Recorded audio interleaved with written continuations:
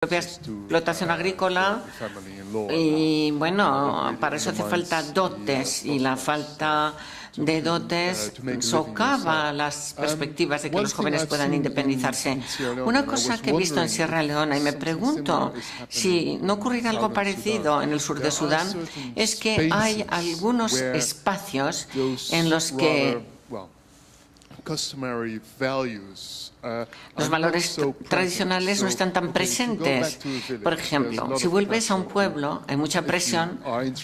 Si te interesa una chica en concreto, pues tienes que pagar su dote. Pero en las zonas urbanas, o en el caso de Sierra Leona, en las zonas mineras, hay mucha más libertad social y la gente joven puede casarse con una chica que elijan sin tener que pagar esa dote tan importante. Lo mismo ocurre en el sur de Sudán, ¿o no?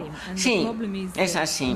El problema es que ha habido un proceso muy acelerado de urbanización desde el acuerdo de paz y sobre todo como resultado de que los jóvenes están intentando evadir sus obligaciones sociales en las zonas rurales. Muchos de ellos porque han tenido que desplazarse, gente que vivía en Jartum, en Nairobi o incluso en campos de refugiados y que luego al volver a las zonas rurales no encajan ahí, tienen muchas dificultades y porque como hay tantas presiones sociales sobre la dote encuentran imposible asentarse allí.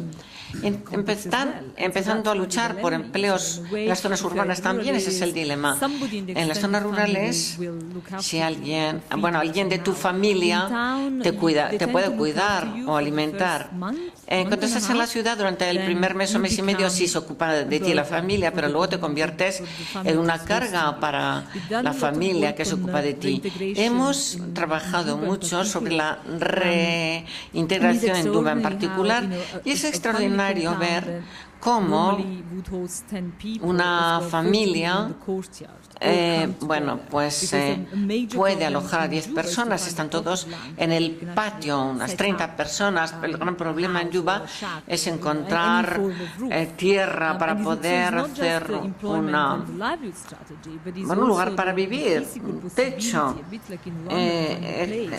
Está la dificultad física de encontrar un lugar para iniciar allí tu vida y esto se debe a que el tema de la tierra en Yuba es tan inabordable que aunque hay alrededor de Yuba hay tierra, nadie puede construir allí porque eso se considera como un ataque a la comunidad y esto es uno de los problemas fundamentales que los donantes han ignorado porque encuentran que es muy difícil relacionarse con ello. Por ejemplo, siete donantes distintos asesoran de 7 maneras distintas sobre el uso de la tierra. Por ejemplo, una comisión de Estados Unidos, otra de la Unión Europea, otros que se ocupan de infraestructuras, ONGs que trabajan directamente con la comunidad local proporcionando ayuda jurídica. No hay cohesión para abordar ese tema. Mientras tanto, el tema de la tierra está sin resolverse. Impide que la gente se establezca, una base, su base en la ciudad. Y hay tanta presión que se ejerce en la comunidad receptora que lo que ocurre es que al cabo de un tiempo, pues el anfitrión te pide que te vayas. Y todo esto da lugar a muchas disputas o litigios violentos y en muchos casos esos litigios se ven fomentados por el ejército porque los soldados cuando vuelven normalmente encuentran muy difícil encontrar una parcela de tierra y entonces lo que hacen es obligar a la gente a que abandone sus casas y toman posesión de ellas.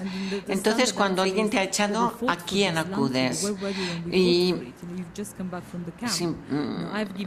pues te vas al campo de refugiados.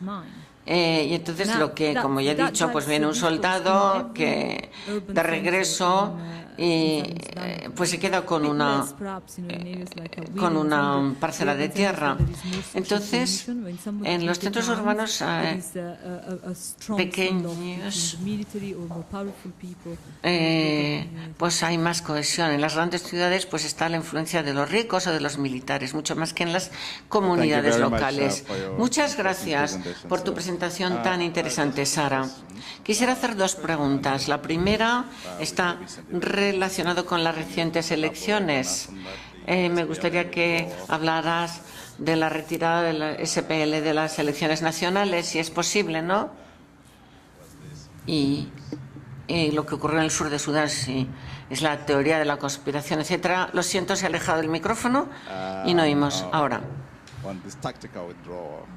Esa retirada táctica. Después está la segunda pregunta, es la posibilidad de que haya una secesión, una separación entre el sur y el norte. ¿Se va a convertir eso en una realidad? ¿Y qué ocurrirá con los pozos de petróleo compartidos?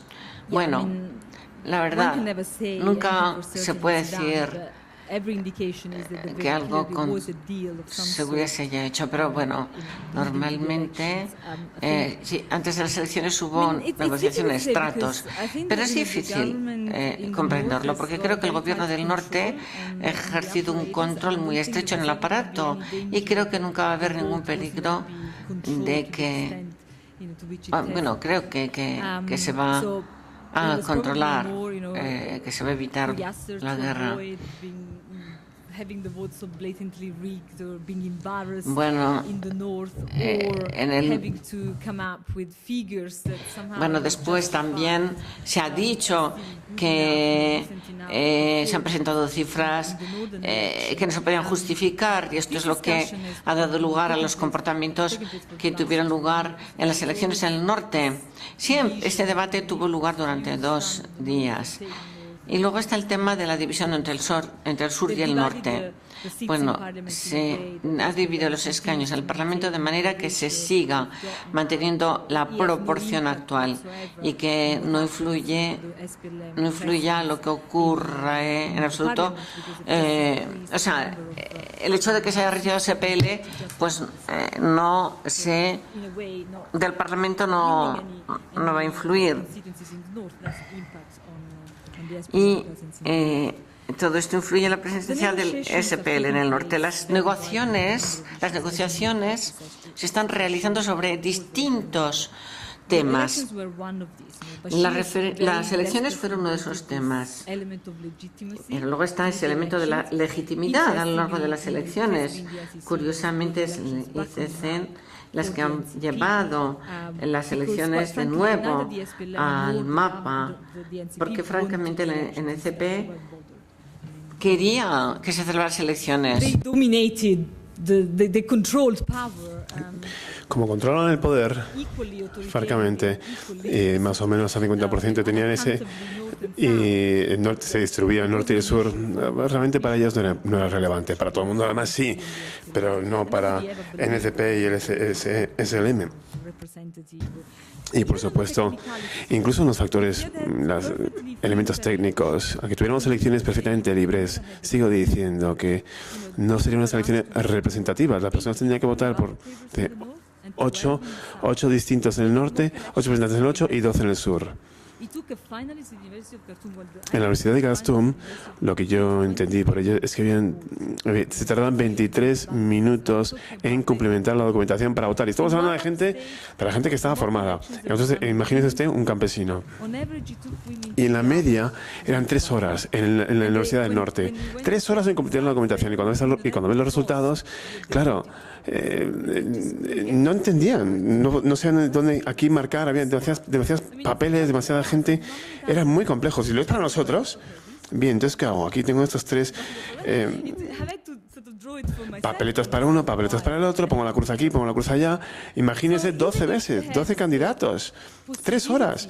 Aunque se pudiera hacer, aunque pudieran expresar su voto de forma genuina, imagínese usted, eso es lo que apoyaba las Naciones Unidas. Imagínese el nivel de complejidad que tenía. Y claro, esto no encajaba, era imposible para el electorado en cuestión. En fin. En fin, eso a Europa nos ha costado muchísimo dinero para conseguir que estas elecciones sigan adelante, porque las ha pagado sobre todo la Unión Europea. Y probablemente cueste más vidas en el sur, porque han creado tanta tensión, eso ha creado tanta tensión en los estados del sur, sobre todo la violencia étnica, que está resurgiendo cada vez más. En fin, aquí tenemos en una papeleta, pues que pones una cruz en la casilla de uno para conseguir una secesión de otro. En fin, hay una serie de planteamientos ahora que se están negociando. Creo que el norte entiende que al final para ellos es un alivio, que el sur se vaya a ser independiente. Sin el sur, el norte es un país de renta media y es más problemas para ellos internamente, si tienen que ser responsables y que se les vea como que están con el sur, en fin, con esos problemas que sí les dejan, si dejan que sean independientes. La arbitración en cuanto a BA, en cuanto a los campos petrolíferos, pues bueno, la decisión y la negociación en ese sentido es satisfactoria. Y uno se queda con unos campos petrolíferos y otros con otros. El planteamiento de, bueno, las negociaciones ahora son otros elementos claves. Pero vamos, en cualquier caso, antes de que el sur pueda utilizar el petróleo de forma independiente, venderlo, pues tardará otra década, porque los oleoductos van al norte. Necesitan el norte para vender su petróleo. Así que hablando de crear un oleoducto que vaya a Djibouti o Mombasa, bueno, 10 años incluso es una suposición muy optimista. Yo diría que hasta 20 años antes de que tengan una alternativa razonable. Así que mucho esto se centra, en fin, ¿cuánto le puede sacar el norte a los cánones que tendría que pagar el sur para poder vender su petróleo a través del oleoducto que va para el norte? En fin. Entonces aquí hay una negociación más importante que recoge incluso los IDPs del norte. Hay como 2 millones de personas en el norte. El norte no les quiere ahí. El norte quiere que estas personas se vayan de ahí. Entonces estamos en el planteamiento. Y ahora lo que se ha presentado en la mesa de negociaciones es la ciudadanía. Claro, al ser independientes, estos se convertirán, estas personas que han emigrado al norte, que están en el norte, son ciudadanos del sur realmente. Y entonces, claro, crea ese problema de ciudadanía del norte y del sur. Y el norte se da cuenta que tienen amenazas para la seguridad del norte. Y tras la muerte de Garang, que murió en el 2005, hubo mucha violencia y unos 250 habitantes del norte fueron asesinados por los del sur, con robos, violencia. Bueno, eso fue una llamada de atención al NCP, pensando que, en fin, tenemos a todos esta población del sur de Sudán en Jartum. Y siempre han sido pues la mano barata en las fábricas, en las casas de la élite. Si vas a Jartum hoy, no ves ni un solo porteador en el aeropuerto. Son todos filipinos. Y en la casa de las élites lo mismo. Cada vez son más asiáticos. Están sustituyendo la mano de obra poco a poco para echar directamente a los del sur. Y esto hay que tenerlo en cuenta, muy en serio, a la hora de que llegue el referéndum, porque el norte no va a esperar mucho tiempo hasta que tengamos otra situación como Eritrea entre Eritrea y Etiopía. Cuando empujen y echen a las personas del sur, los del sur es más barato, los del sur demandan los mismos derechos, las mismas nóminas que los del norte. Y se produce una serie de abusos y estamos haciendo un estudio, por cierto, en Sudán, y estamos viendo